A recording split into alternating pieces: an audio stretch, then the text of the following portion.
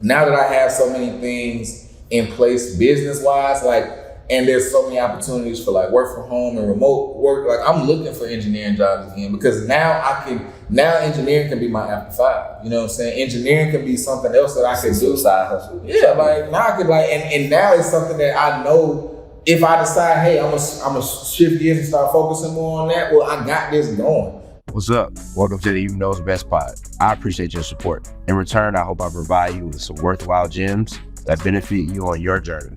At the very least, I hope I put a smile on your face. If not, hopefully you share this with someone that does benefit. And I got you next time. Again, thanks for joining today, and let's get this thing going. Welcome to another episode of You Know's Best Pod. I'm gonna give you the truth, the whole truth, well as best I can, so help me God.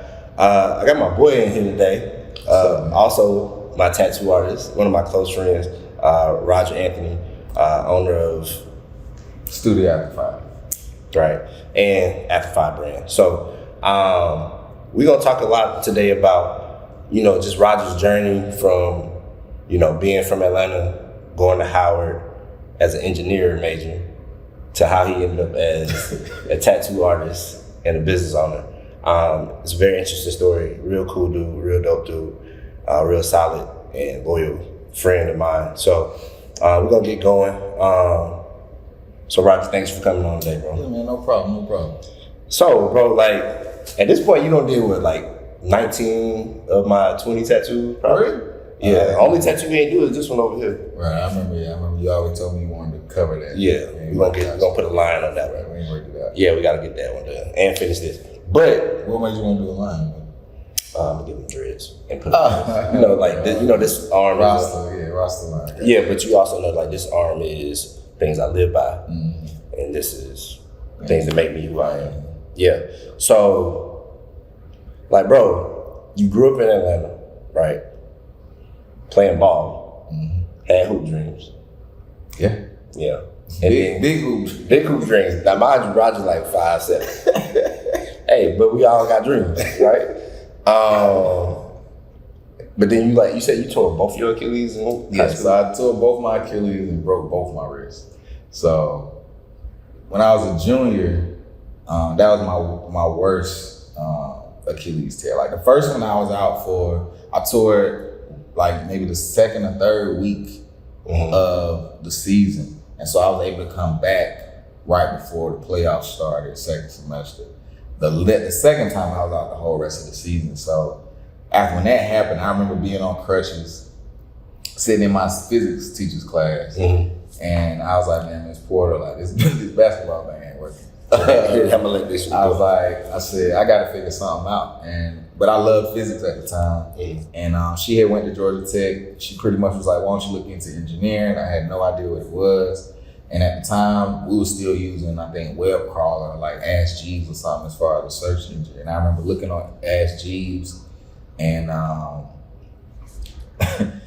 being totally confused about what it actually was, but still thinking like, well, it looked like it made good money. And she was just like, well, you like math, you like science, you love physics. Like, and if you stayed awake in my class, like, you probably have an 8. And she was just like, but at the end of the day, like, I think it'd be a good fit for you. So I started looking into engineering. Like, it was literally just a teacher just told me, look into it. So I did. Okay. So you decided to like major in engineering, right? What made you go to Howard instead of like A&T or FAM? So to be honest, like, I was brought up like so my dad didn't go to college and my mom, I found out, went to Morris Brown, but I didn't know that until I started looking at college. Okay. So my mom, like, she never told me she went to HBCU. My sister's ahead of me. One went to Georgia State, one went to UGA. So like, I hadn't even had anybody really around me that was HBCU to your knowledge. To my knowledge, right? You know what I'm saying? And so I was actually going to Georgia Tech. Like I had already applied, got accepted. I didn't even apply to any HBCUs. But what happened was, for the Booster Club fundraiser for basketball in my high school, we used to work the Georgia Tech football games. Okay. And I remember going to one of the games. My mom, matter of fact, was working the Booster Club at the time. She had back surgery, so she was out of work, so she used to volunteer up at my high school. And so she was up there, and we were sitting there for halftime. Like in Atlanta, like the halftime show, the bands, like, even the South period, like, you know, we just do it big. So I was looking forward to hearing the band play. Why? I don't know. But I was looking forward to I thought I was gonna get something, but I didn't. So I was sitting there and I remember thinking, like, I turned to my mom and I was like, Mama, like, I can't go to Georgia Tech. And she was like, what? Like, she held her chest and everything. I was just like, Mama, like, I said, do you hear this? And she just busted out laughing. And I was just like, I was like, you know, I go to Chambly. I was going to Chambly at the time, and I was just like, I ain't trying to do another 4 years of this. Like, this is what I got to deal with in high school. Like, I don't want to do this again. Mm-hmm. I was like, I'm gonna start looking at HBCUs. And she was just like, well, you know, I went to Morris Brown. I said, what? Like, why you been telling me to look at it? She was like, well, you know, they ain't what they used to be and all this. And I was just like, really? Like, so literally from that point on, I pretty much completely stopped looking at PWIs. And I was focusing on which HBCU I wanted to go to. Didn't really know a whole lot about Howard outside, to be honest, outside of the fucking Ludacris song. Straight up. I know that's crazy. But I really didn't know. I knew about people who went to Howard, and I knew about Howard as this big entity, but I never knew the specifics. I never thought I could go there. Like, it wasn't nothing like that. And literally, like, and this is what I always say, like, I thank my mama, because I did not want to get into the magnet program when I was a kid, because it made me have to get, you know, I had to get shipped from the east side to the north side every day. And, you know, it took me an hour to get to school, you know, all that kind of stuff for M&M. But if I didn't go that path, I would have never made it to Chambly. And if I didn't make it to Chambly, I don't think I would have ever got to Howard, because for our PSAT scores, most people took the PSAT, didn't take the PSAT seriously, neither did I. But I was a good test taker in school. Like, I could do standardized testing. And took the PSAT, and I scored to be a national achievement finalist. And come to find out, I guess our guidance counselor, Mr. Loper at the time, everybody who received national achievement or national merit, he called them into the office and pretty much gave us a list. Like, these are all the schools that will literally give you a free ride right now just for having this on your application. All the schools. So it was like any school in Florida. It was like Howard was on there. Once I saw Howard, I was like, oh, I'm finna see about this school. So I put in, I just let him know that I wanted to go there.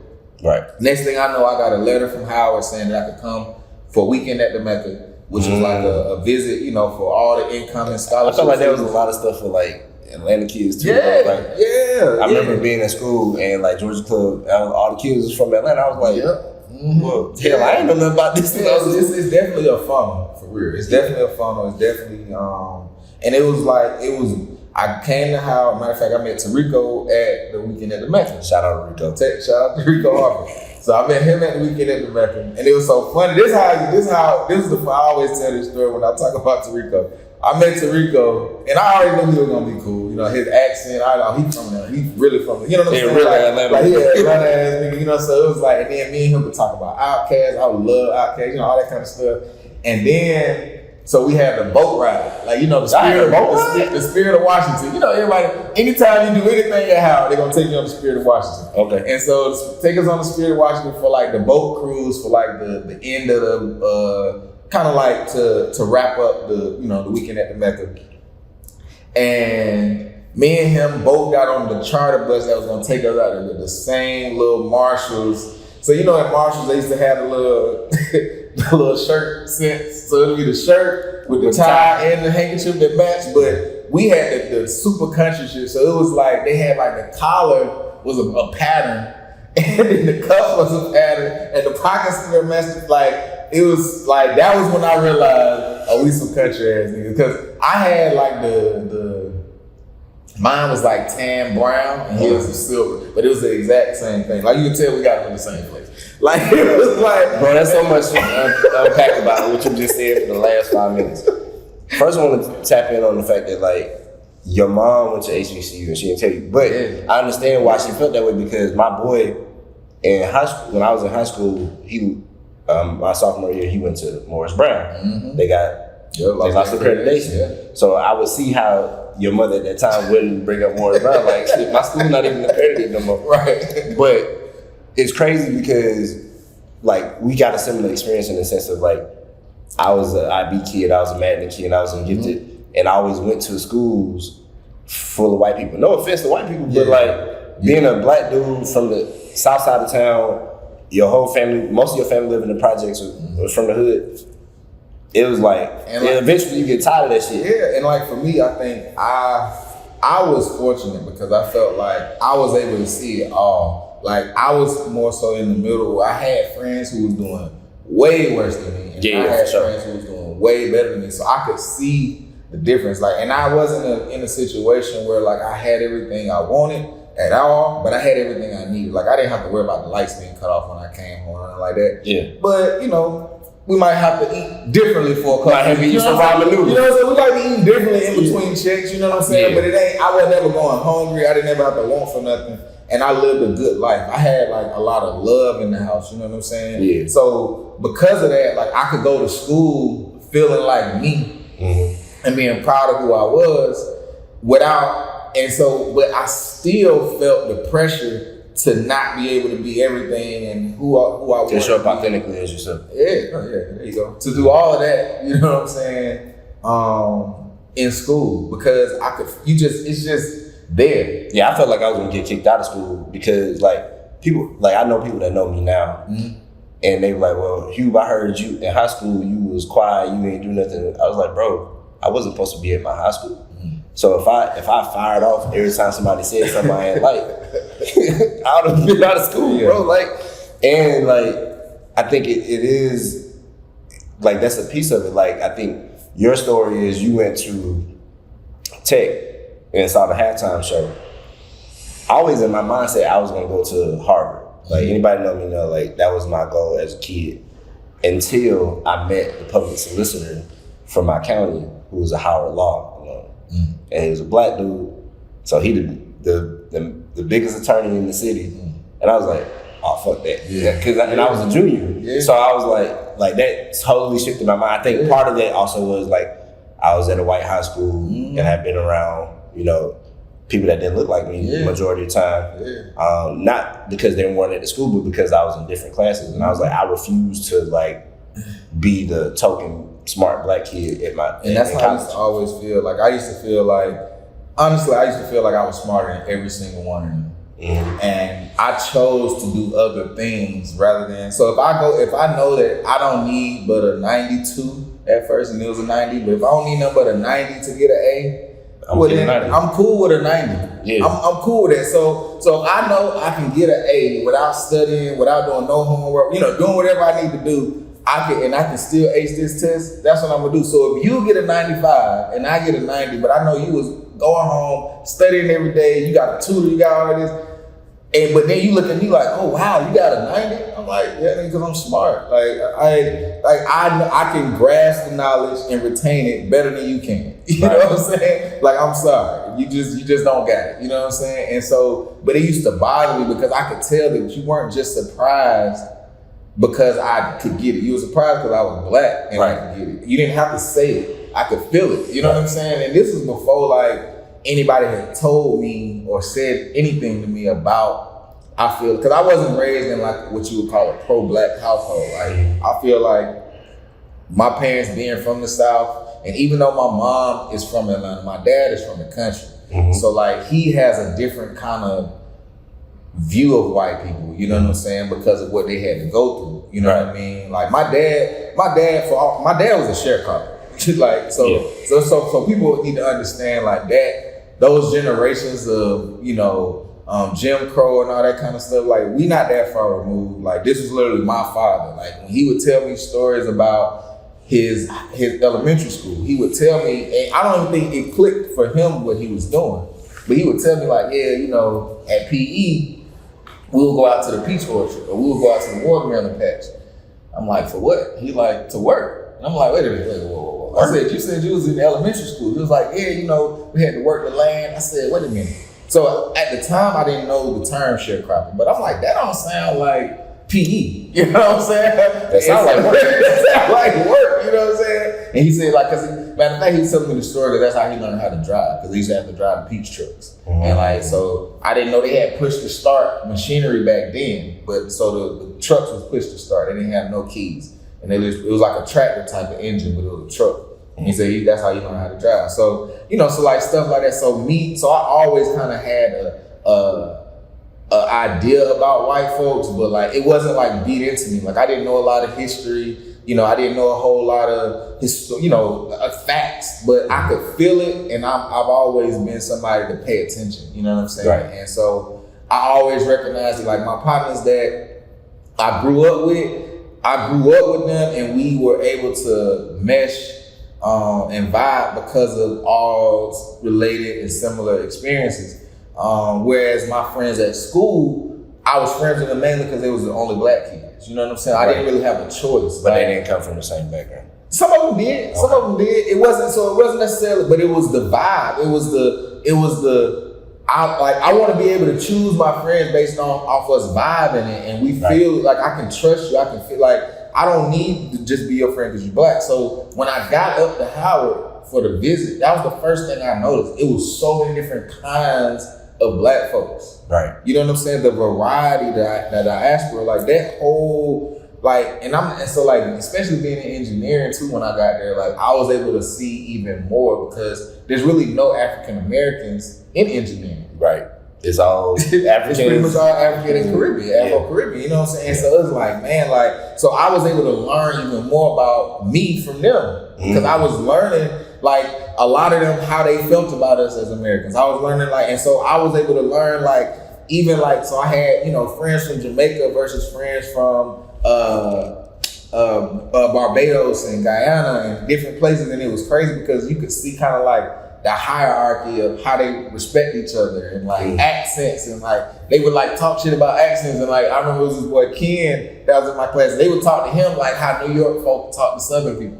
You know what I'm saying? Like but being around them, I started being able to hear it too. Like, oh damn, you all kind of country with it. You know what I'm saying? But like I feel it okay. Like we used to cut up. And so it was cool. Like it was definitely one of them things that I think it opened my eyes so much that I was like, oh, I got to come here. Like there's no other place I want to be. And so that was easily the best decision I ever made in my life was going to Howard instead of Georgia Tech. Facts. Everybody I do business with, everybody that I'm around, for better or for worse, like for the most part, like they all came out of my relationship at Howard. You know what I'm saying? So yeah, shout out to Howard. So speaking of that, like, so we at Howard, right? And we kind of knew each other, but we didn't really hang out the first few years in school. You're not gonna talk about why we became friends. Right. That's a whole nother story. But like in the midst of you like matriculating through college, you used to have, what was the brother name that used to come up and do the tattoos? Gleek would come up and do tattoos, and then you started doing tattoos. Cause like, I know like when we was growing up, dudes didn't have a lot of tattoos in high school and in college. They did in Atlanta. But like that's not what that's actually how I got interested in tattoos, because I played basketball. So playing the basketball around the city, going from gym to gym, you see tattoos all over the place. Especially high schools. In high school, yeah. Because you playing shirts and skins most of the time or whatever. So you seeing tattoos all over. And not just that, I played AAU. So I'm playing basketball and on the court around my coaches who played maybe college or whatever. So a lot of them had even larger tattoos. So I saw a lot of tattoos, and so I felt I had 3 tattoos before I got out of high school, and I was not even close to being tatted. Considered. Like I knew I had partners that played on my teams who had both forearms, chest, back, and stuff, like before it was a thing to be, ink my whole body and all that. Right. Like before even that was a thing, like folks definitely had them, but it wasn't necessarily about having coverage, right. And it being just fully clean, all the way filled in. But you might have, a couple tattoos on your forearm, a couple on your chest, that kind of thing. But yeah. And so I think for me playing and watching, I remember talking to one of my coaches one time, and he had a tattoo of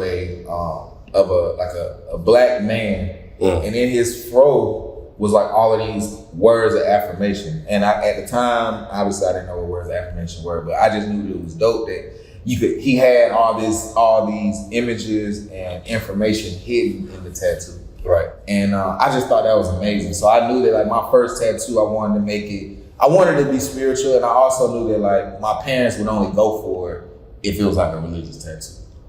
True. So my first one was a religious tattoo. The second one was literally the first one was just the verse and scripture. The second was the actual words to the verse written out on my back, and then my next tattoo was my initials on my chest. And I kind of went from there. But what I was realizing was like the tattoos that I was getting compared to my friends just looked better, and I was going to the same people. You know what I'm saying? But I was realizing that like my ideas were just better, and I was a lot more particular with like how stuff was placed. Like if I got a tattoo, like you weren't just gonna place it on me one time. And I'm like, okay, cool. Like I'm gonna ask you to move it around a little bit. And I think all of those things added to how I am with my clients now. Like I have to think about like I was this way. Like I was very particular, or I asked you to redraw it a couple times. So I can't get mad at my clients now if they ask me to redraw something because I had it done. But Gleek, pretty much he would come up to Howard, do tattoos for us. And before that though, Stefan. So like I say, full circle with the Howard, network. Stefan is the one who introduced me to Gleek. Now Stefan is now my business partner. He's the co-owner of Studio. Shout out to Steph. Stefan Gentry, he's the co-owner of Studio After 5. And so he actually introduced me to Gleek. He was coming down here doing tattoos on the east side. Well, actually he was on the south side at the time. But a lot of people from the east side was going to him, getting tattoos, and he was doing tattoo parties and doing all that kind of stuff. And I just remember getting a couple of tattoos done from him, and then I wanted to get these big side pieces. So I ended up sitting down for a few weeks and like drawing it out. And it was my first time really trying to draw something. And Stefan, Kellen, who else was living there at the time? I think Domino, or was it Abby? I can't remember who was there at the time. I think it was Abby. No, it was just me and Kellen. It was just me, Kellen, and Stefan. That's what it was. We were the three who lived there. Oh yeah, because Kellen was on the bottom. Kellen was on the top. Mm-hmm. Yeah. And so I started drawing, and they pretty much, everybody who came in there was pretty much just like, damn man, that's looking good. But I really didn't believe none of them because none of them were artists. And I kind of looked at it like, well, shit, I'm already an engineer. Like I was, about to graduate. I had a good job with the government, and it was just like, man, I could just ride this. And if I want a tattoo, I could just do something. I could just do it on the side. Like it ain't gonna be nothing I'm gonna take serious. Right. But then I invited Gleek to come up. Like Gleek pretty much was like, hey man, he saw the drawings and he was just like, man, like you should be a tattoo artist. He was just like, I know you don't think that you can draw, and your drawing skills can get better. He was just like, but I'm looking at how you drew it and the placement, and then the way you drew it can fit exactly where you wanted it to go. Right. And that's one of the hardest things to do as a tattoo artist is figuring out how to draw something that'll look good on somebody's body, even when they're moving and all that kind of stuff. And so I had told him, I was like, man, we got an extra room in DC, man. If you come up to DC, I ain't even gonna charge you. I just wanna watch you work, you know what I'm saying? Cause I had been hearing about this thing called an apprenticeship, but I didn't know what it was. And I was just like, I at least want to watch you. And if I really want to get into it, then I'll try to get an apprenticeship. He was trying to talk me how to get an apprenticeship. But that's mainly because he learned kind of like the jail way of tattooing. Right. And he kind of learned later on like skills from tattoo artists. But overall, like his approach is very much what we call like scratcher. And it's no knock on his ability. It's just his skill set. You only can get to a certain level without an apprenticeship, right? And without the proper training. So it don't necessarily have to come. We were just talking about people not doing their apprenticeship. Exactly. You know what I'm saying? So like an apprenticeship nowadays is not mandatory. I think that you can learn how to tattoo effectively, but there's the one thing that you can't get past is the time. You have to put the time in, you have to put the hours in to learn. So if that means that you're sitting in front of your computer with practice skin, looking at YouTube videos all day and paying for seminars online and DMing other artists, then cool, because everybody don't have an artist around them to apprentice under. Right. But if you have the opportunity to get an apprenticeship, it's going to make your life as an artist that much easier, because there's so many things that you learn just in passing, because issues will come up that I might not have even thought to teach you. But now that you're seeing it happen right in front of me, I can show you right now in real time how I would solve this problem. You know what I'm saying? Right. With maybe a client who is a little extra with however they talking to me, or maybe it's somebody who don't like the price, or maybe it's somebody who the tattoo didn't heal as well as they thought it should have. I know it wasn't nothing I did, but I gotta show concern and make sure that they understand that, like, I want to make sure that it's the best, that it heals the best, and do whatever I need to do to touch it up. So there's always things that you're gonna learn in the interim that's not part of the designated path when you're doing your apprenticeship.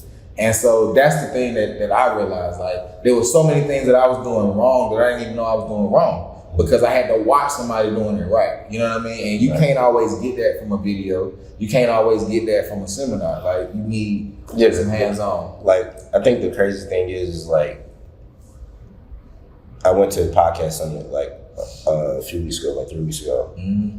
But you on the investments? Nah, because I got my son on some days. Okay. But the consistent thing that I've heard from everybody, whether it's real estate, you talking about doing tattoos, people talking about doing podcasts, anything. I just did an interview with Steve Small Warner, and he was talking about filming. I was watching clips from that before I came up here. Yeah, so like, you got to do it. Like, you can talk about it, you can practice it, but you got to do it, and like, you're not gonna get any better by not doing it and just hemming and hawing about it. So like, I remember the parties, and I got my first tattoo. I forget, was it Tattoo Paradise over in Adams, Oregon? Yeah, and I got tattoo. Yeah, and they didn't have the dude that did the Grim Reaper, so I got a scripture that's now over here because you covered it up. But it's just like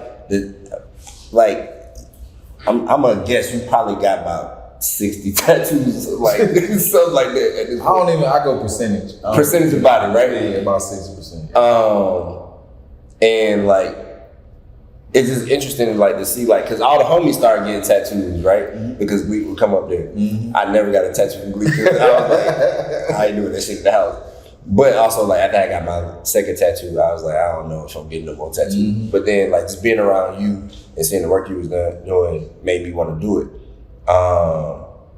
But it's just like, how do you, like, reconcile, like, hey, I'm about to move from, like, because, like you said, you had this government job. So it's when you graduated, and then you was like, you know what? I'm going to just say fuck it, and I'm going to. So it wasn't that. It wasn't me just saying fuck it. I never just said fuck it. Mm-hmm. What happened was, so I've always believed in following my spirit. Mm-hmm. And I think that it started to grow in me during the time when I was in college. And I felt like I had a couple low points to where, like, I just wasn't enjoying my life. Mm-hmm. And I felt like I was even though I was young, like, I was looking at the future, like, can I see myself doing this for until I retire? Not forever, but until I retire. So for the next 30 years, can I see myself getting up, going to an office, sitting at a desk, and clocking out? You know what I'm saying? Like, can I? And so I was trying to visualize myself, and I couldn't. Mm. Like, I could not see it. Like, I would. And so when I was in college, I would call my mom and I'd be like, hey, mama, like, engineering cool. Like, it's challenging. Like, I chose it because I like my mind to be working. I like problem solving. I was like, it's cool. I said, but I know I'm supposed to be doing something else. I was like, I don't know what it is yet, but I'm letting you know when I do, I'm going for it. I was like, I don't know what it is yet. And I was like, but I'm gonna stick with engineering until I do. Mm. And that's what I did. And so when I started tattooing, initially it was just a release. Like, it was just, whoo, man, I got off work and now I can do something that I love. You know what I'm saying? Like, and my job was super cushy. Like, you know, I really only had to work probably about 10 or 15 hours a week. And that was back then. So thinking now, I'm like, man, I should have kept, you know, I should have held on to it, but it's like, it wouldn't have worked. It never would have worked because you got to do things in order. And you wouldn't have been able to give the same energy to it. Nah, at all. You know what I'm saying? Because you went to art school too, right? Yeah, so right after I graduated from Howard, And well, let me back up. So when I talk about following the spirit, so what I started doing was when I felt what I call the tug, like that pull. So it started with me helping. This don't sound crazy, but it started with me helping homeless people in DC. So when I be walking around DC, especially like after I'm leaving the shop and shit like that, I usually have cash on me, you know what I'm saying? And from tips or whatever. And I started to listen to my spirit when people were, because of course, if you on U Street and I'm walking from U Street to my house, I'm gonna pass 30 homeless motherfuckers, you know what I'm saying? So, but I would base whether I gave them money off of what I call the tug. So if they say something to me and I don't feel anything, I just keep going. If they say something to me and I feel like a little tug on my heart, I ain't talking about their story got me feeling something. I'm talking about I feel something inside. When I feel that, I'll give. And so I started to really apply that to my business, or to my career. Right. And I felt that tug like really pulling me towards art. And so when I started doing it, eventually, even though I wasn't making a lot of money, what I was looking at was like, man, like if I do put the work in, I'm gonna be broke for a while. Right. But if I do this, if I put this work in, I'm gonna be able to make my own salary. Like I'll be able to decide how much I want to make every year. How much you want to work? How much exactly? How much do I want to work? How much money do I want to make? And my limit is only limited. My limits are only. It's only me. It's all on me. So when I was in the government job, like I would sit there and be like, bro, like I'm making this much an hour, but they only paying me for 8 hours. I gotta get up early. I gotta get here. Take about an hour commute, and I gotta do the same thing going back. So y'all should be paying for me like 12 or 14 hours. But y'all only paying me for 8. So really, if I do the math, I'm making way less than what I think I should be making. Because you're taking out hours from my life. I'm taking out hours from my life. You know what I'm saying? Yeah. And so for me, it was just like, nah, I don't like this. You know what I'm saying? I don't like this. If I'm gonna be spending time doing something, it's gonna be something that I love. It's gonna be something that is gonna make me feel fulfilled.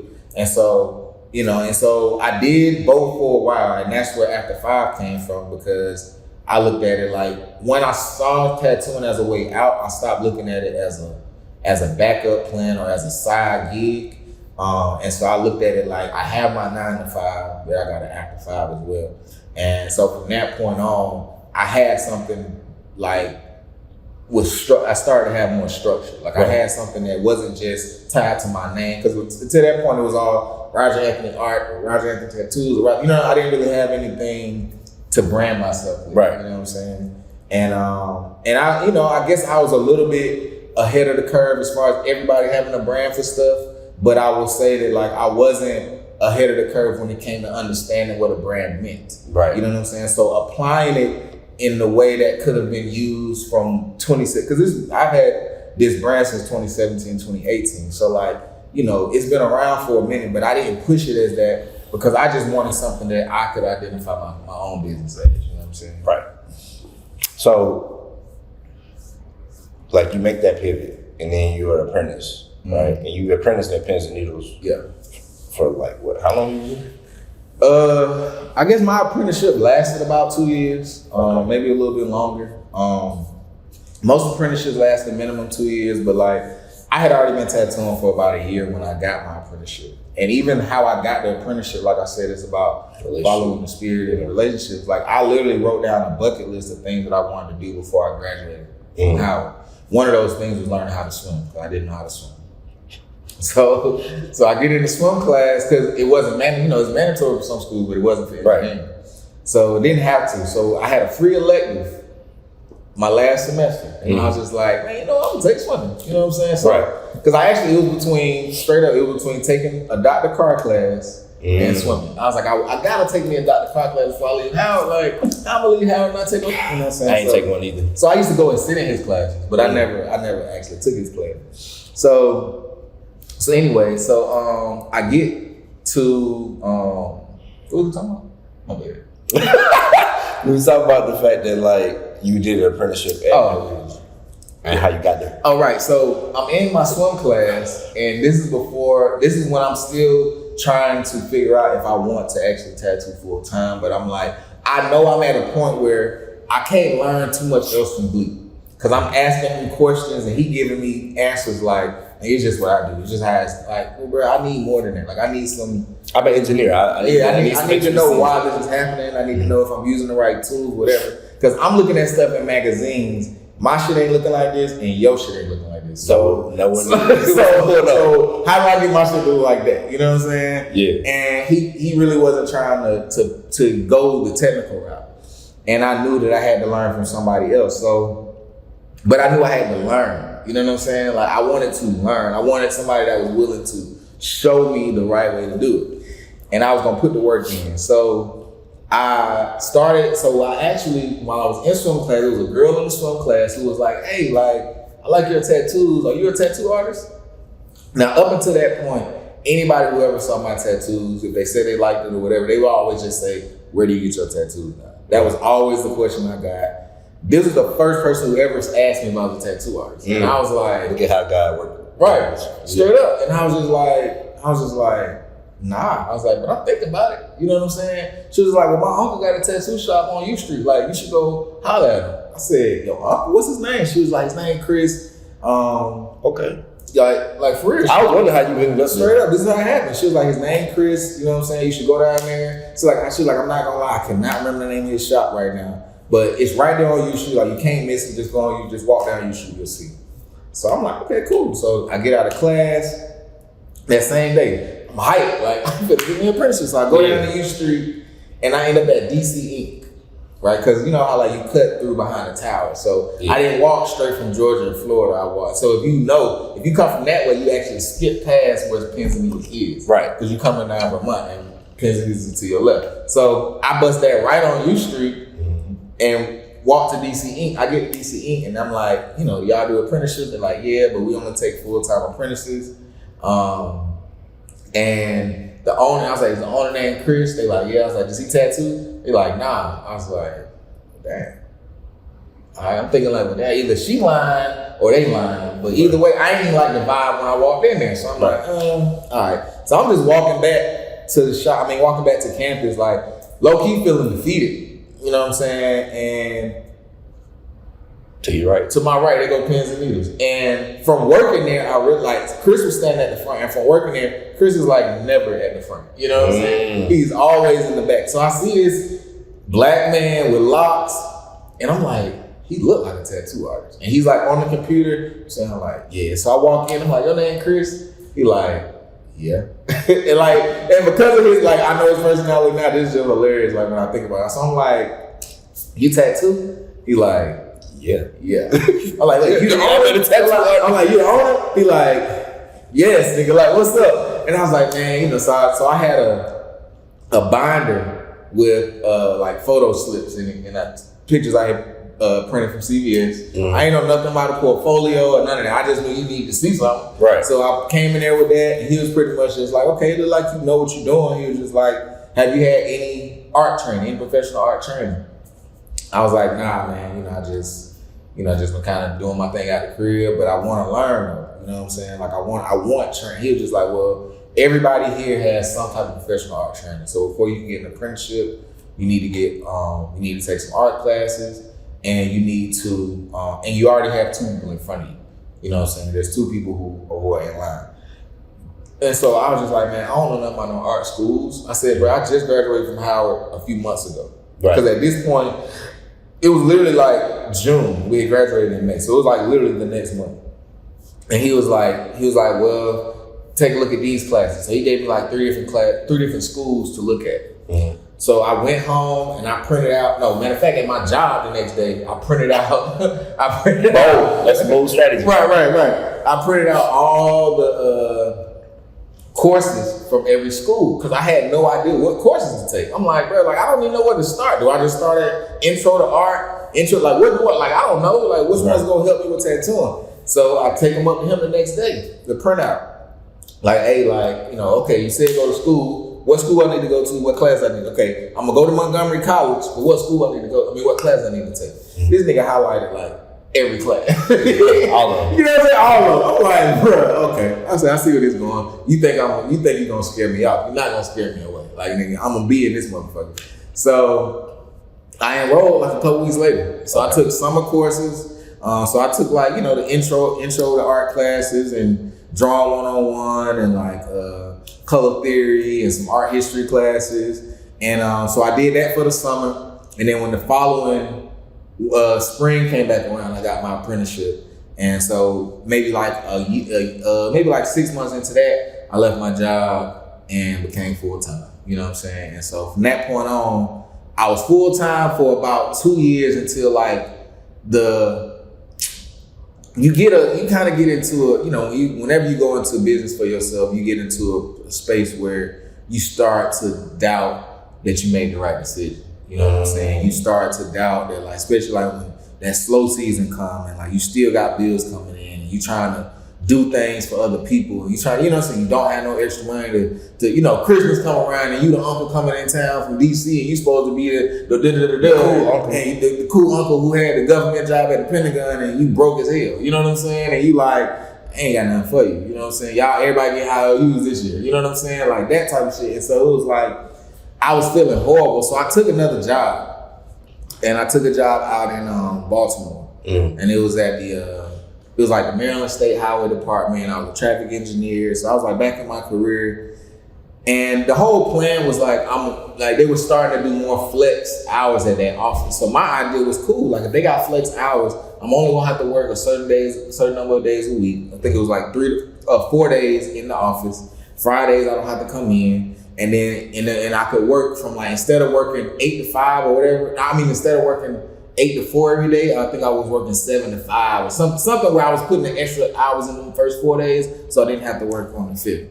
So I was like, cool, I could do my $50 Fridays, I could do my, so I'm thinking like how I could make this work, you know what I'm saying? And make both situations work. But you know how jobs do, they get you in there and then you get there, then they tell you. Up. So I got in there and they were just like, oh, well, yeah, you can't start the flex now. You gotta wait till your probationary period is over. So 90 days. So 90 days. But within those 90 days, I was so miserable that before those, like, matter of fact, right after those 90 days was up, I had an evaluation. And I realized, like, I was trying to save up for things and I had the money that I was trying to save up for. And I was like, man, you know what? Fuck it. I'm out, y'all. Like, I was like, so that was when I said, fuck it.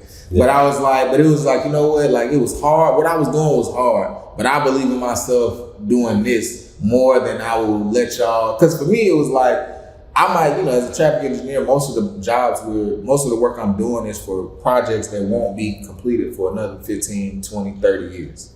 So I'm doing projections for a proposal for land that's going to be worked. That's literally, people have land slotted out in Maryland somewhere for a new subdivision or a new school or a new shopping center that's going to be built in 30 years. I'm supposed to determine how the population is going to grow and how that's going to dictate the traffic flow, how many lanes we need to add for the roads out there, all that kind of stuff. But I'm never going to see it actually happen. Like, I will personally never see this happen. That's crazy. And it was just like, bro, like, I'm working on, like, and so you giving me a project, the numbers and stuff not due for a month. I finish it in the first week and I don't have nothing else to do. But you want me to come up here and sit in this office every day.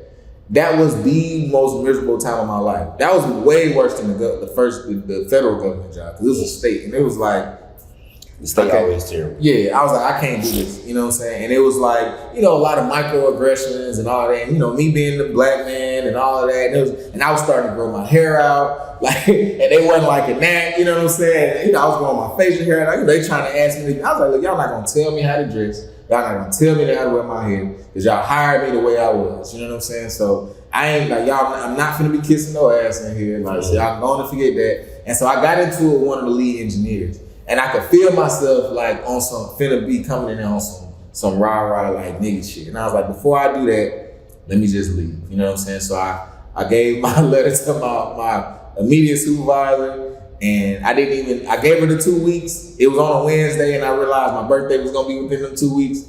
I was like, you know what? My last day Friday. She was just like, what?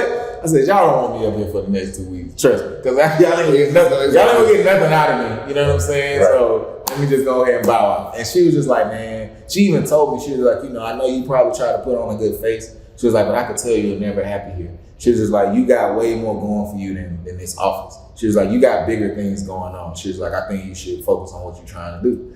And I was just like, well, I appreciate that. And that was a white lady, you know what I'm saying? But she was always cool. Like Lisa, I could fuck with Lisa. Like she was real. There's always some cool ass white people, right? Yeah, she was cool. She was There's a lot of white people that poured into me growing up. So I ain't never like fuck all y'all. It's never been fuck all of them, but I've gotten enough from enough. Yeah. Now, funny story. Roger, you interned for the Bay Bridge, right? Yeah, I did.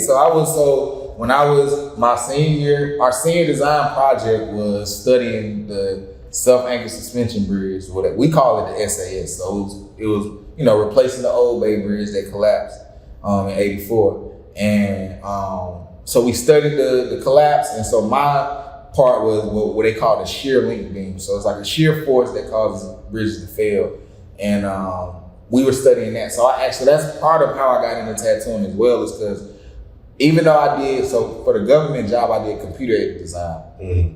But with doing all of those all the time, I feel like mentally I started to visualize shapes and patterns and spacing, which is what I ended up applying to tattoos, which is why so many of my designs are so structured and straight and geometric, because I was doing it for so many years for that job. But the thing about it was I kind of forgot where I was going with that. So did you smoke today? Early, but that ain't. I'm not like I'm good. I'm just fucking with you. No, I think you was talking about how like the baby. Oh, right. Yeah.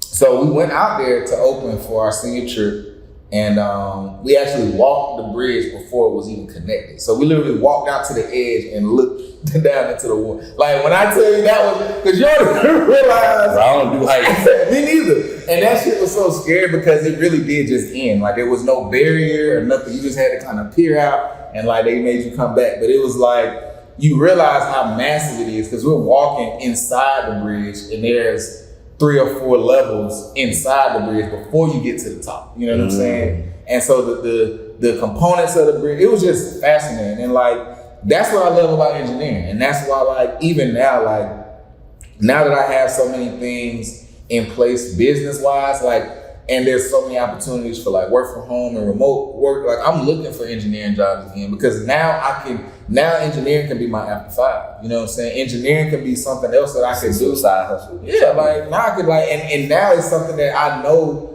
if I decide, hey, I'm gonna shift gears and start focusing more on that. Well, I got this going. Like I got this going. I have other artists that work with me now that like, it's like now my life can really have the balance that I always wanted and that I was looking for when I first took that Baltimore job. Mm-hmm. But it's like, that was back in 2015. It's almost 10 years later now. But I had to go through that whole process to get back here to understand how to have balance in my life. You know what I'm saying? I think that's been the biggest thing is like me learning how to do that, because part of the reason why I left the government job, left the state job, was because of the time. But then part of the reason why I had to shift what I was doing in tattooing was because of my time. Like I missed out on so many. I don't even like to say opportunities, but it's like when you gotta live life. You know what I'm saying? And I felt like I worked so much as an apprentice, and then after. Pretty much my first 10 years of tattooing, I worked pretty much 7 days a week. You know what I'm saying? So the relationships I had built with friends, romantic relationships, like my family, parents, like everybody, all my relationships were strained because of what I was doing. And I was so focused on what I was doing that I didn't even notice it. I was on my grind, and people like, one of the things that I try to like teach the artists that's with me now is like learning how to grind without grinding yourself into the grind.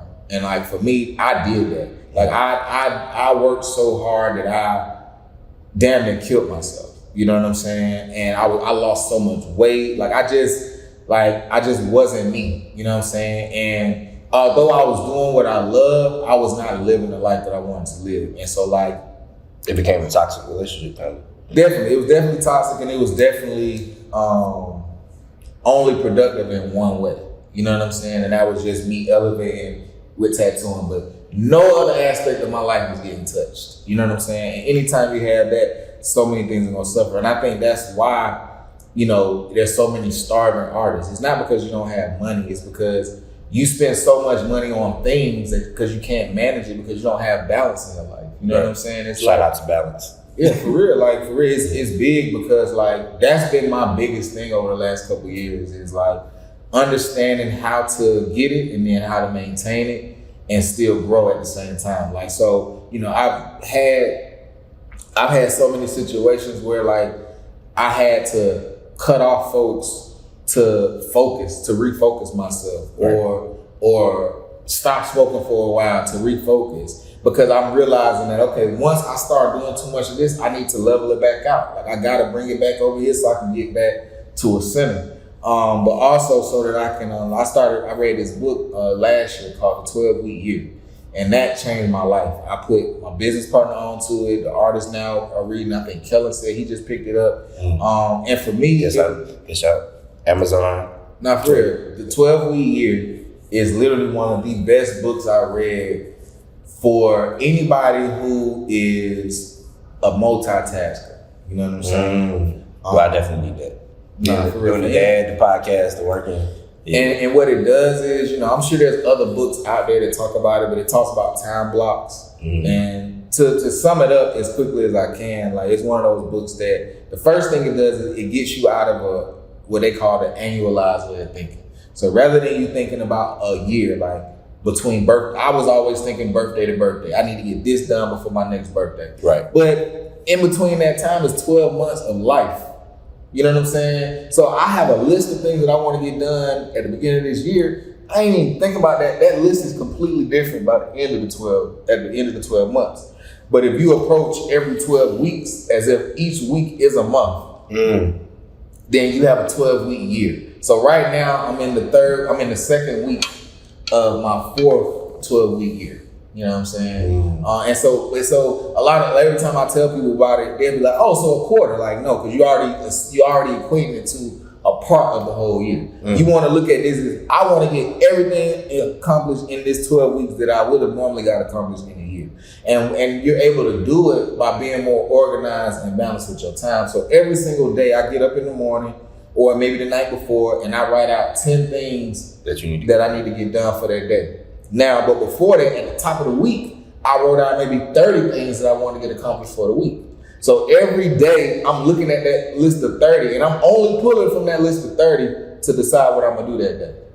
So for instance, today, I knew we had the podcast, so I made sure that some of the things that I normally would do during this time, I didn't put on my list. You know what I'm saying, for today. At the end of the day, I score myself. I like easy numbers, so that's why I use 10, because it's easy, like 3 out of 10, 4 out of 10, 8 out of 10, whatever. You know what I'm saying? So every day I do that, and every week I score myself at the end of the week. We have weekly accountability meetings at the studio, so everybody brings their scores.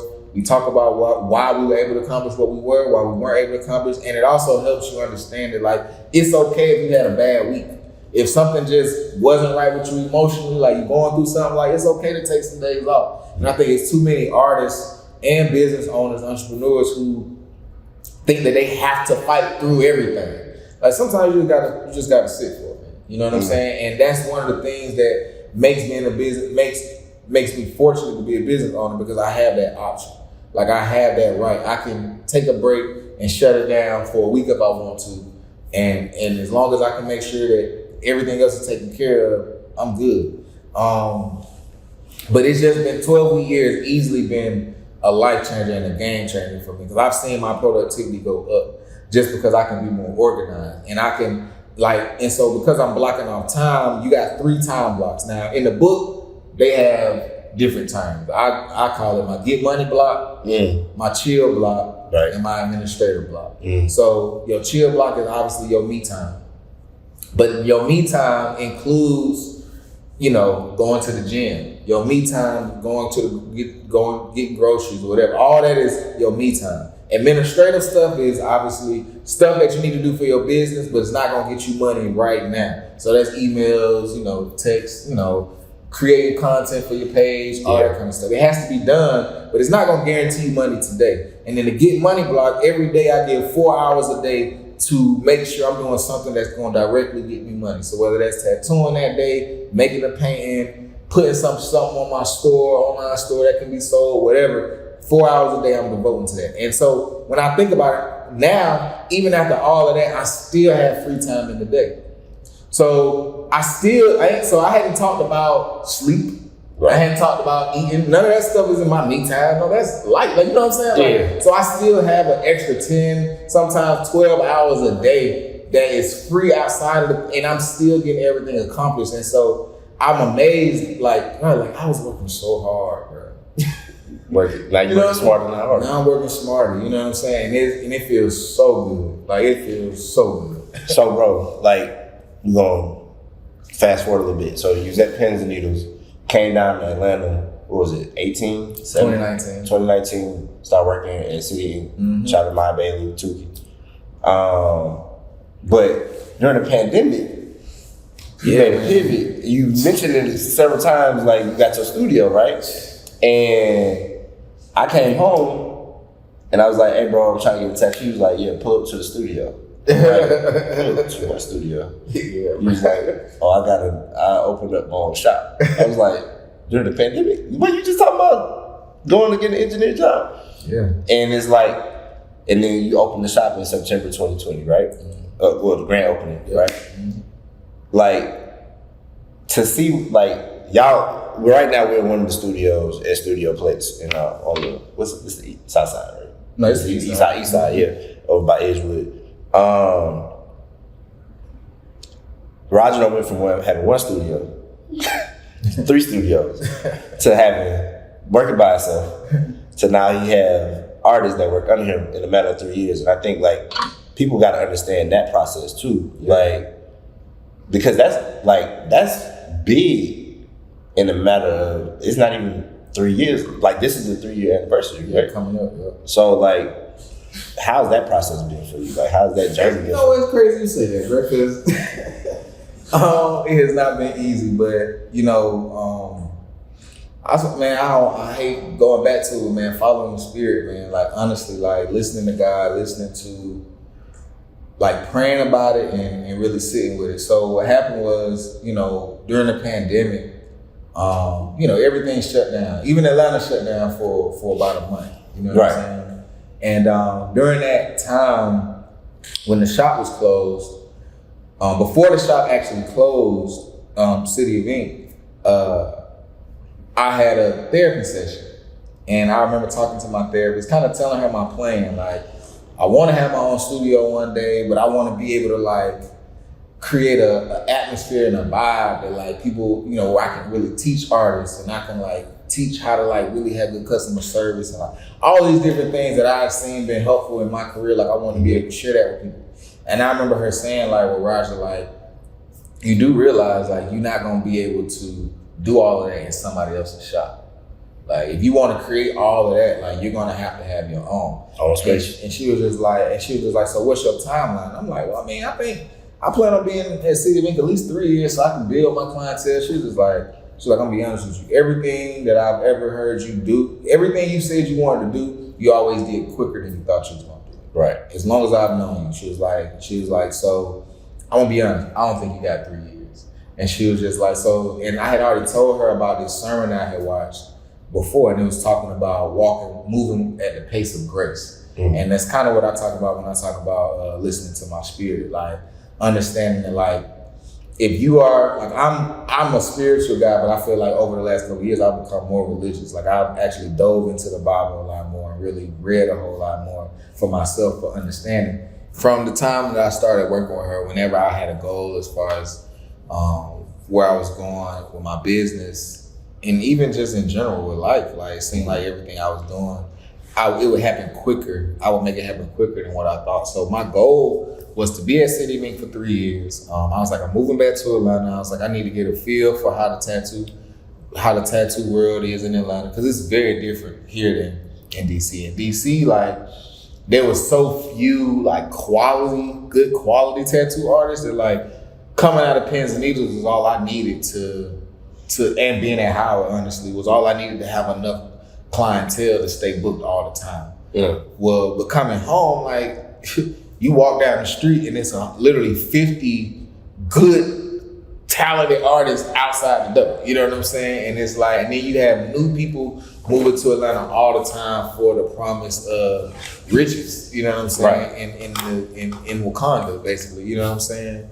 And I mean, but for real though, but it's a place that rewards hustle. It's a place that rewards finesse, but it rewards. But if you do good work and you know the right people, that's all you need in Atlanta. You know what I'm saying? And that's not really the case in DC. With DC, it was a little different. But like I said, I came home, and so I knew I needed to be in the right place. Fortunately, I already was. Like I already knew the owners of City of Ink, Maya and Tukey. I already had a relationship with a bunch of the artists there. So, and it already felt like home because I had already started doing guest spots. So I had been doing guest spots there since my apprenticeship started. You know what I'm saying? So I moved back in 2019. I had been doing guest spots there for at least 3 or 4 years already. So every time I would come home, if I wasn't like taking like private appointments at my sister's spot, I was over at the shop taking walk-ins or doing whatever. So like I was already feeling good about it, but I realized like, damn, like, don't nobody know me down here for tattoos for real. Like I grew up hooping, so I'd be walking around and folks would literally stop me like, "Robert, you playing that shit?" And be like, you know what I'm saying? I'm like, oh, like I haven't played no basketball in so long. Like that is not what I do no more. You know what I'm saying? But So I had to realize like I gotta, like people have to re-identify, like they have to identify me with something else now. And people really didn't even know I was back. And so I was like, man, like people will still, if you look at my Instagram, you can't tell whether I'm in DC or LA or wherever. So people really were like, oh, you back? I said, no, I moved back home. Like, you know what I'm saying? And so I was like, so I really was nervous. Like, not nervous. Like the reality of it was I was starting over. The reality of it was I was starting back at zero after being an artist, being a tattoo artist for 10 years and being an entrepreneur for about 7. I was starting over. And that was a hard pill to swallow, you know what I'm saying? Coming back home, staying with my folks, and then my cousin bought a house not too long after, so I was able to move in with him. But like staying in somebody else's house, you know, where I had been on my own for so long in DC, didn't have a car no more. Like it was just so many things. It was just like, bro, like what is going on? And then everything shut down. And so it was like, for the first time in 10 years, I couldn't work. Right. Like it wasn't even about if I wanted, I could not. Like there was nobody to tattoo, there was no shop to go to, and so I had to just sit. And so for 3 months, I didn't tattoo. You know what I'm saying? And so pretty much from the end of January 2020 until right mid-March, April, I wasn't tattooing. The shop opened back up around then. I was able to start taking clients and stuff like that. But while the shop was shut down, I was like, man, I got to figure something out. Like, so I went and went on LinkedIn and was like, damn, I still had a low haircut. I was just like, okay, let me go like update my LinkedIn. I need to go get some headshots. And it just so happened, this is why I talk about following the spirit. Like, it just so happened that my loctician had just moved and she moved to this complex. So I literally was walking through the complex like, oh, man, this is nice. Like, I ain't never heard of this, like never seen it in my life, like never knew this was over here. So, but as I'm walking, I'm seeing signs saying space available for lease and all this stuff. I'm seeing here like, oh, people must have been losing their businesses during this pandemic. Like they probably giving out spaces for the low. So I emailed dude, and because I had already been planning it, even though I wasn't ready, I was already planning to get a house. So like I had already been saving money for a house, but now my mindset shifted like, well, why would I save to get a house if I don't even know how I'm gonna pay for it when I get it? I said, why don't I put this money into a business that can buy my house and then I ain't gonna have to worry about it. And so that's what I did. So the money that I had saved was able to pay for, you know, to get the spot and to do the renovations. And then I had some money left over so that even if I didn't book within the first couple months, I had a couple months of my rent already saved on reserve. So like I went from feeling like the lowest of the low to feeling like, damn, like I nigga got his own business now. And like literally I went from that mindset to I don't want to do this by myself though. I don't want to try to run a whole business by myself. I want somebody who's going to help me with the financial portion of it.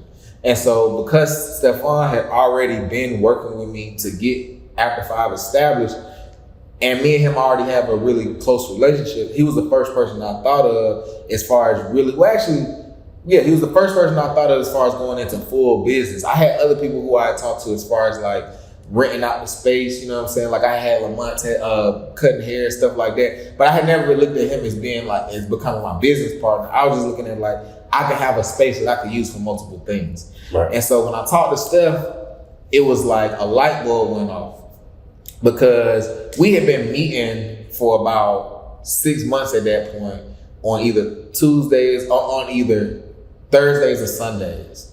And all we would talk about was business. Like we didn't have any real, we would just be like, bro, like we done partied together, we done kicked it, we done did all kinds of stuff. We ain't never really made no money together, bro. Like we know we can do this. And we used to always say, he used to always be like, bro, like you the only person that I would go into business with because I've seen you be successful with business. And I was like, and you the only person that I trust with money advice because the advice you've given me has worked. Right. You know what I'm saying? And I was just like, so we had an understanding that like, and you already had that trust. We already had that trust, you know what I'm saying?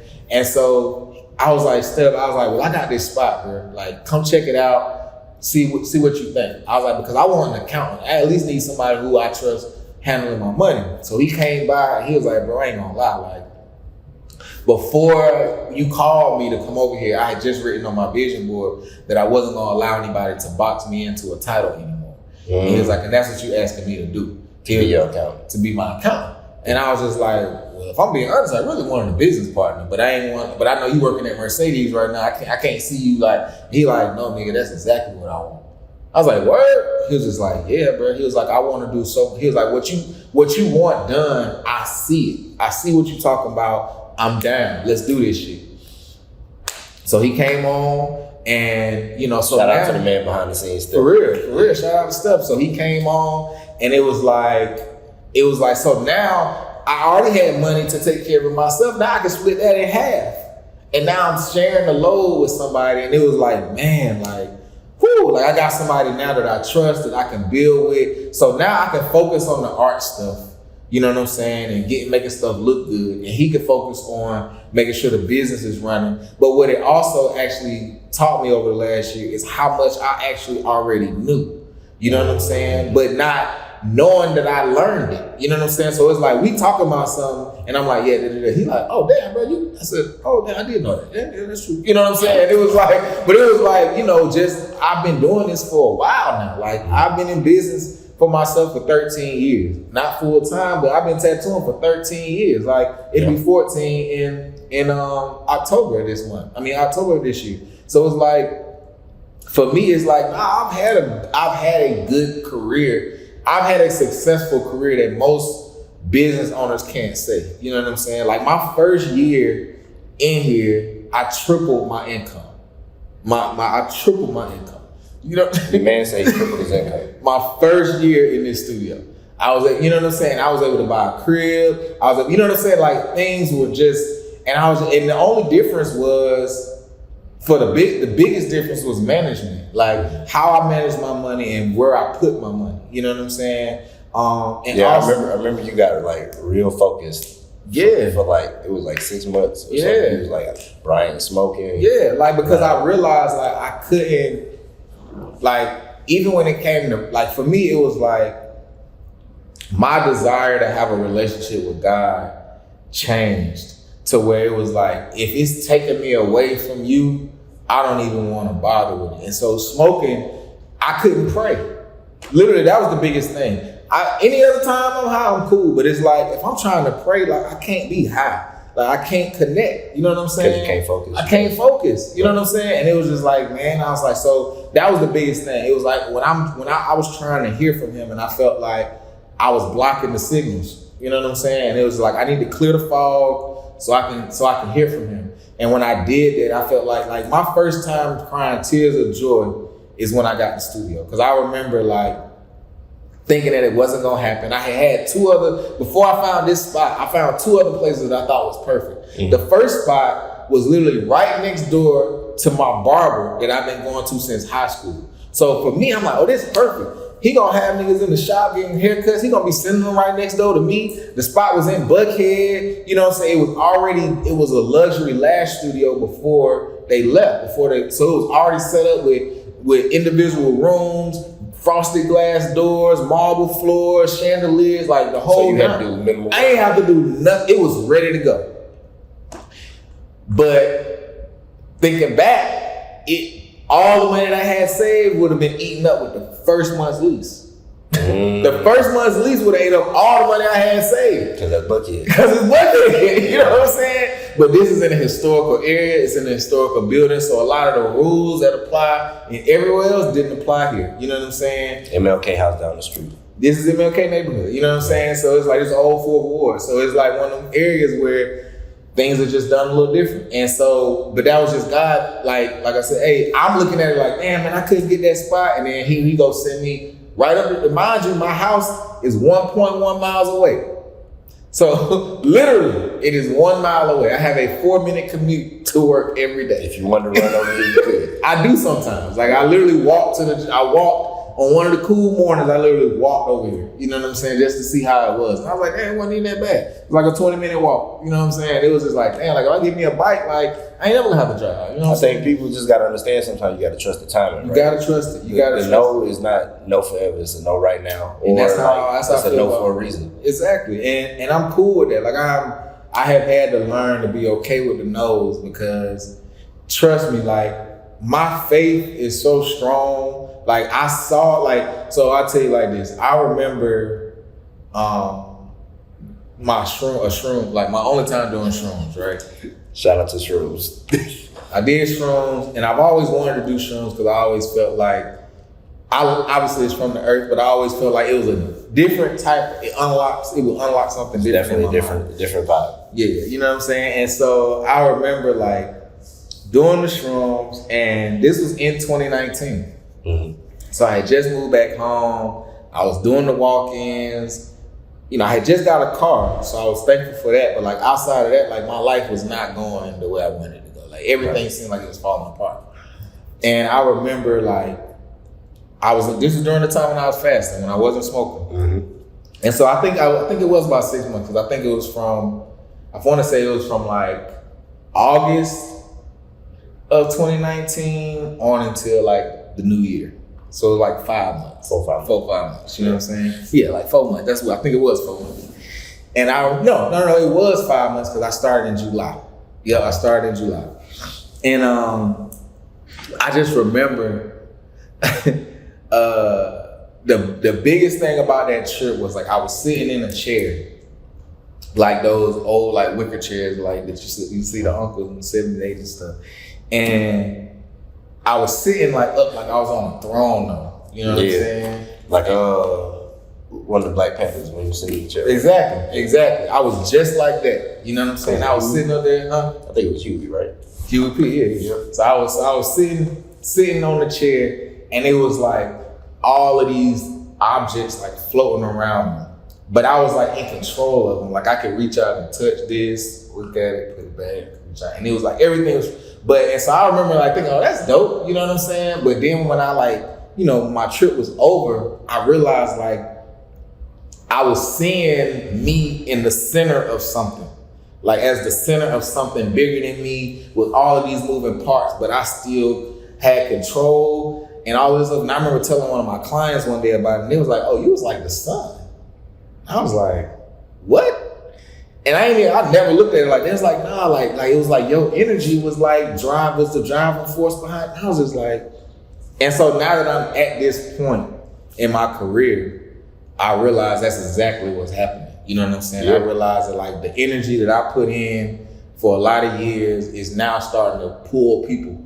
And I'm starting to be able to attract people, and they can do their thing, and I can attract this person. Even with Steph coming, Steph wouldn't have come to me if he didn't know that I was already being successful. Like he ain't no fool, he a good businessman. You know what I'm saying? So he understood that like if I'm gonna be successful in my own business, let me link up with somebody who's already doing it. And I had to realize like my confidence went up in what my abilities were, because I had to look at it like, nah, like I'm doing all right. Like I ain't nowhere near where I want to be, but like, okay, yeah, I am doing all right. Like I'm keeping it together. You know what I'm saying? I still, and so now part of that balance piece I was talking about before is bringing in that other stream of income, so that now it's not about me having to physically do things to make the money anymore. I've put in enough hours to where I want my mind to make my money the rest of the way. And I can tattoo when I want to. You know what I'm saying? Facts. But I want to be able, I'm smart enough to where I can use this to get to take me the rest of the way. I think a lot of people need to understand that is like,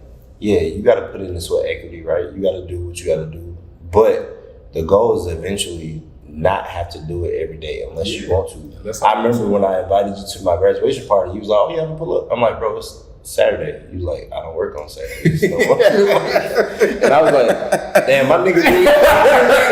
I'm pulling up. You know what I'm saying? But it's like, I think the journey and the process, like to see it from outside looking in, right? To be like, oh, bro, moving home.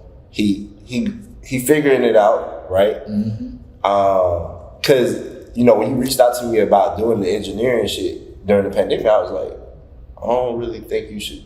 To me, I'm like, I don't think you should do it because it's gonna become a distraction from what you do every day, and what you're passionate about, right? Yeah.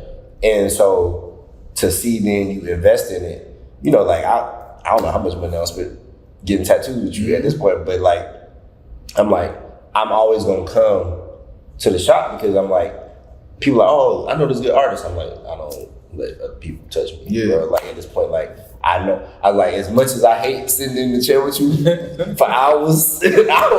Yo, Roger is meticulous as hell. I'd be like, bro, you ain't got to do the same. You were literally one of my worst clients. I am. Like when it comes to a nigga that will literally make you want to fight him while y'all working, because he don't talk shit. He gonna be like, nigga, for real, bro? I'm like, bro, like, chill, my nigga, chill. Okay? Like, just chill. It's all like, oh, you asked me to do this. Yeah, for somebody with a lot of tattoos, my pain tolerance is not where it should be at this point. Yeah. But it start low and it go lower within 30 minutes. Like, you know what I'm saying? I gotta play music so I can distract myself from cause like, but the end result be dope, right? So that's why I always come back and I always give him the money because it's like, hey, you put up with me complaining. But I'll say this though, I might have did all that, but one of the reasons why I ain't even, cause even I told Kellen I was doing the podcast, and I was just like, I have no idea what this nigga's about to ask me. I said, he was like, well, why you just say yes? I said, cause this nigga has literally supported every single thing I've done from my start. Well, I guess I started before we knew each other, but still, like for the most part, like everything that I've done, you've always supported me. So like as soon as you reached out, I was like, yeah, like I don't even care whatever time you want to do it, because for me it was bigger than it was like I admire anybody who decides to step out there and do something new.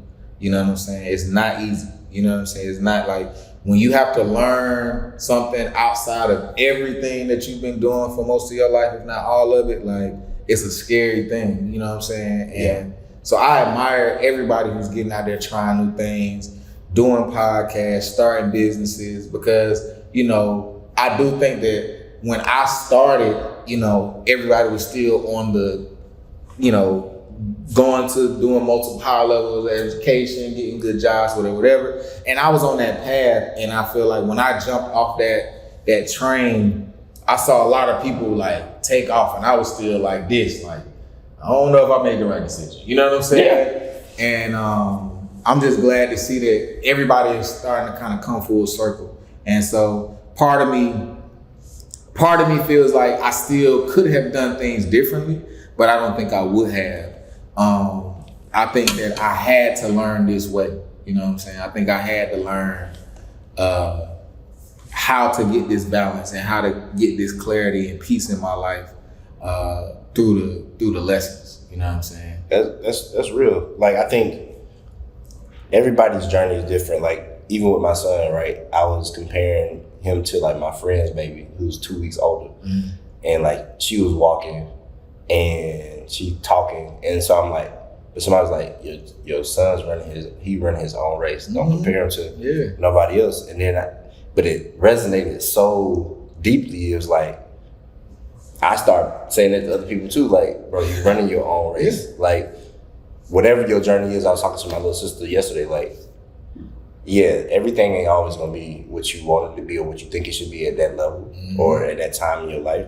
But just keep persevering, keep pushing, and you're gonna get where you need to be. Exactly. So with that being said, like, what's the ultimate, like 5, 10, 20 years down the line, what's the end game? Like the end goal? So me and Steph talk about this a lot. Like I want an office building. So I want we talked about warehouse and stuff like that. So the thing about Studio After 5 is we started meeting because we were trying to figure out how we could work together and help people. Right. So I always felt like, okay, yes, I tattoo and portion of that is some therapy, has some therapy components, but overall, you coming to me, you paying for a service, and you leaving with a tattoo. Mm-hmm. There's not a whole lot of me giving of myself selflessly in the way that I would consider helping somebody, like if I was volunteering or something like that. So initially, we was always like, well, we gonna make sure we still touching the people. We gonna make sure we still doing, career days at school and doing clothing drives, high schools, doing all that kind of stuff to make sure we still touching the community. But there's still, in most situations, some exchange of money, so it didn't feel the same. So what we realized was like, what we've learned through all the businesses that we've been a part of, and what we've learned through developing this business is valuable information for so many people who are now trying to get out there. They've made their money, they have their 401k. Now they're like, okay, let me figure out some other stuff to do. Mm-hmm. So Steph has a lot of tax clients, and I have a lot of obviously art clients and commissioned art clients and stuff, tattoo clients. And so what we have started to do now is really create an incubator and a network of business owners that help each other. Mm-hmm. So the idea is, for right now, like with the 3 spaces we have, 2 of the spaces are more flex spaces. So we rent them out to people. So like, for instance, like if you needed a space to do your podcast one day, you could hit us up like, hey, I just need a space for an hour. Can I come up there and rent it out? Boom. And so what we're doing is so what we've already done is we've created that space for people, but also the teaching and information component is where we found a real desire and a real passion for just helping. Like, I had an apprentice, she's not here anymore, but like I've had a couple of different people come through as apprentices, but even now, the 2 artists that I have now, like I get so much out of seeing them getting something or seeing them understand something new. And so what I envision is a office building where you come in and we have multiple services. So like, how you go into like a salon suites somewhere and there's a bunch of barbers or a bunch of nail techs or a bunch of lash techs. Well, you come in, there be maybe the first floor is all marketing specialists. The second floor is all artists. The third floor is people who do landscaping. The 4th floor is all other contractors. You know what I'm saying? So it's like, so now, but everybody has their own office. Everybody is running their own business. And it's not like a gathering spot type of situation where it's just about networking. We're trying to give you functional skills that you can use right as soon as you walk out the door. But we're all helping each other. So instead of you saying, oh, I need to go outside or I need to go to Instagram and go find somebody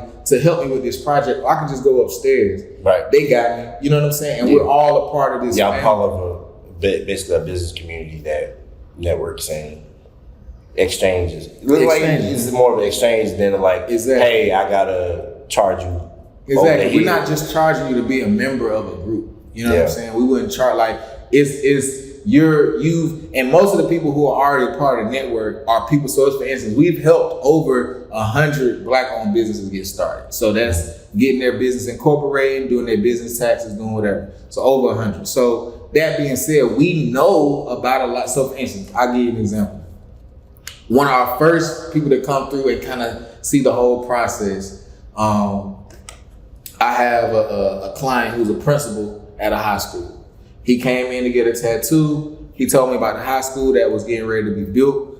And he was kind of telling me a lot of things about it. while we're doing that, I tell him about Stefan and how he's doing business tests. He tells me about some of the other things that he has. I say, hey, you should talk to my business partner about him doing your business taxes, whatever. Long story short, Steph does his business taxes. I end up doing his tattoo, and while I'm doing his tattoo, he tells me that he wants to get a logo done for his new school. I end up doing the logo for the new school, and they come back and ask me again to do a mural at their school with that logo. You know what I'm saying? I get up to the school, I do the logo, and now a whole nother business has opened up for me where I'm doing murals all around in different counties in Atlanta. You know what I'm saying? Yeah. But all of that came out of the network. You know what I'm saying? So now, if another artist, so the other aspect of it is, I don't want to have to do every mural that comes across. So now I can say, hey, here's this contract. So now we're getting into a space where we're venture capitalists, but also a space where we are motivational speakers. We are teachers of small business development. And we also are creating a network and an ecosystem of small business owners that allows us to self-sustain and keep the black dollar circulating between black businesses. Yeah, You know what I'm saying? and I think it's dope. Like, So that's the big goal, right? Yeah. And it's funny because we haven't talked about this, but that's the whole point of my podcast. I appreciate that. Was like bringing in all these people that like people can come to me like, hey, I need to, you know, like, because the network, like, Exactly. your network is your net worth. Exactly. And so you having that mindset already, you think we wouldn't say, hey, why don't you be a part of us too? Mm-hmm. All of us can work together now. So you helping us, help you, help them, and help them. You know what I'm saying? It's like, and as long as, and I think the biggest thing about it is me and Steph, I have always known how to make money, but we've never been motivated solely by money. No. So like, because we're good people and we want to see people really get the best out of the services that we provide, right. I think that we've just been blessed. You know what I'm saying? We've been blessed over and over again with more opportunities, even opportunities that we've squandered. We've been given more simply because of our face card and our past history and rapport with people. You know what I'm saying? Right. Like, you know, I know there's clients that I didn't give the best possible service I could have, but because I did in the past, they know that I have, so they're gonna recommend me to somebody else and come back for more. All right, so I'm gonna wrap this up because it's getting late, but I'm gonna ask you this because, you know, we both love music, right? Yeah. So when you tattooing, what is, like, if you had to play this on repeat the entire time you tattooing, what song would it be? The song? Yeah, or maybe even the album, like your album. I ain't gonna lie, I listen to Ari Lennox when I be tattooing. I listen to Ari Lennox radio. And it's a combination of her, like how soothing her voice is, and the fact that if I listen to her radio, it's not just her, but it's a lot of music, obviously, that's soulful. I like peaceful music, but I do let my clients choose. So oftentimes, like even in the booking form, if you can tell me what kind of music you like to listen to, so I'll make sure that we're listening to that.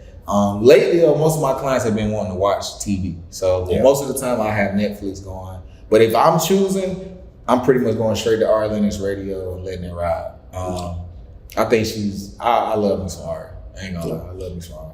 All right, and then the last question is like, so I understand you want to do the office, the community, right? Mm-hmm. Do you want to expand and like open up different shops? So, you know, you have people like, what's some people on TV? Caesar. Black Ink. Yeah. So yes and no. Like I think that I already have kind of started doing that, and the fact that I work in different cities regularly, I think that but what I look at is, so one of the things that I talked about as far as investments is, I'm looking into tax lien properties. Mm-hmm. So I've been looking at tax lien properties in the cities that I go to, not in Atlanta. So that me opening a shop might not be a thing, but me having a private studio somewhere set up where I have property is more than likely something that's gonna happen. And like I say, but overall, me just being able to I never wanted to be in a situation where I was like 40, pushing 50, and the only thing I could do to make money was tattoo or paint or do anything physically. You know what I'm saying? And I think Your money got to make you money eventually. Exactly. You know what I'm saying? And I felt like it didn't really hit me until probably about 32 when I was like, you know what? Like, something got to change. And I guess It was right before the pandemic. it was right before the pandemic. It was like right before the pandemic. And I was just like, nah, like something got, I don't know what I'm not doing right, but something got to change. And so what I realized was like the first thing I had to do was take days off. And I'll say that to any entrepreneur, any artist, business owner, whatever, like you'll feel like the day that you don't go in or the day that you don't get up will be the one day that you miss out on all the opportunities that's gonna take you to the next level. But trust me when I say it's not. Like there will always be another day. There will always be another opportunity, but you cannot get back the time that you miss with the people that you love, and the experience that you can have with them, because that's what I miss more than anything. And once I realized what I was missing out on, like I would go to, like I missed funerals because I didn't even know people had passed because I hadn't talked to my family in that time frame. Yeah. You know what I'm saying? Like I would find out, I'm on the phone with my mama, we coming back from Auntie Effie's funeral. Wait, when did she pass? You know what I mean? Like that type of thing. And so I had to realize but I also had to realize that it's not their fault. It's mine. You know, I've been the one to create the separation. So I got to be the one to bring it back. So that's why, like I said, I made a point, like, no, I'm gonna pull up. I have to pull up. Like that's on my vision board. Pull up for my people.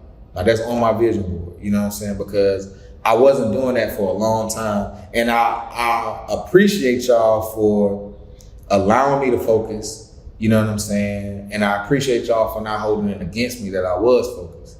But at the same time, I gotta still apologize for not being there for so many of y'all life experiences that were probably very important to y'all. You know what I'm saying? Yeah. And it's like, but I didn't know, and I didn't even care to know. And that's the fucked up thing, is that I was so focused on what I was doing that I didn't even think about what I was missing. Like I didn't even feel like I was missing anything. I was talking to Max about it like a couple months ago. I was talking to him like, bro, I didn't even think I worked that much. He was like, what? You working 7 days? He was like, what do you mean? I was like, bro, I'm serious. Like, it didn't feel like work. Yeah. It didn't feel like work. Like, I'm just at the shop. We kicking it all day. Like, I'm laughing and drawing on folks all day. Next thing I know, it's 12 o'clock. I'm like, damn, I gotta get the time. You know what I'm saying? Like, I done been here all day. Like, so that would be my advice as far as like, if I'm gonna leave anybody with anything, like, take time away. Like sometimes you got to take a step back to take a step forward. And if you don't have time to plan, you'll never have time to execute. You know what I'm saying? So all you're going to be doing is bouncing from opportunity to opportunity to opportunity. You're never going to be able to sit back and look at the landscape of where your life is and where you want it to go. And those 3 months during the pandemic gave me the chance to do that. All I did was journal. I wrote so much during that time, you know what I'm saying? And it helped me, and I read so much during that time, and it helped me see what my life was, evaluate things, and make adjustments. So since the pandemic changed my life, you know what I'm saying, in the best way possible. But I'm looking forward to what the next 3 or 4 years are gonna be. Yeah, I look forward to just to see where you go, bro. Like I want all my people to have success, you know. Sure. And you know, if you need me, I'm always there. Already.